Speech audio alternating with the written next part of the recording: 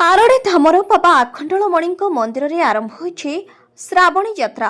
आज प्रथम सोमवार रे बाबा को जलाभिषेक करने 15,000 ऊर्ध्व काउड़िया भक्तों समागम होइछि पीठरे।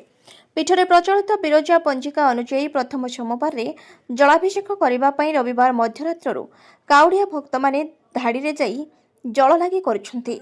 आगंतुक काउड़िया भक्तों आगमन को नहीं पीठरे कड़ा सुरक्षा व्यवस्था सह स्थलपथ और जलपथ रे त्रिस्तरीय सुरक्षा व्यवस्था करा जायछि। एथिसह भरा नदी रे यात्री परिवहन हेउथबारु तांकर सुरक्षा निमंते बैतरणी और साळंदी नदी रे ओड्राफ और अग्निशम बाहिनी पैंतरा मारुछंती।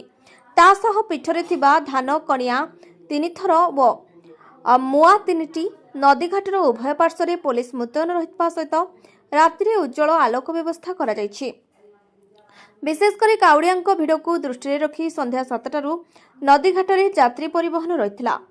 सेपरी नदी द्वितीय द्वୟରେ हिंस्र कुंभीर यातायात करुथिबारु नदी में गाधोइबा और पानी भार उठाइबा उपरे कटकणा जारी रखाଯାଇଛି।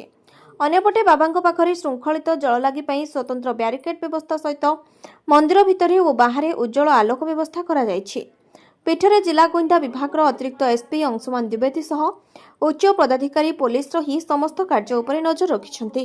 पानी उठेलु आमे बड़ पवित्र एवं स्वच्छ मन उठेलु बाबा समस्त मनस्कामना पूर्ण करती।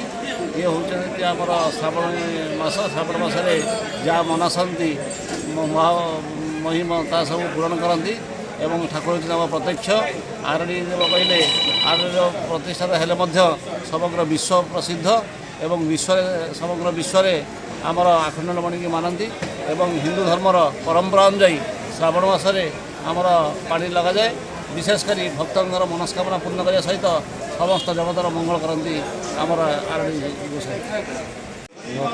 प्रति वर्ष आसरी दिन 11टा सकाल पहुँची लाइन छिड़ा ठाकुर प्रति भक्ति अच्छी बहुत कष्ट है रास्ता चलती बुढ़ी बाड़ी रास्ता तथा खातिर करना पड़े।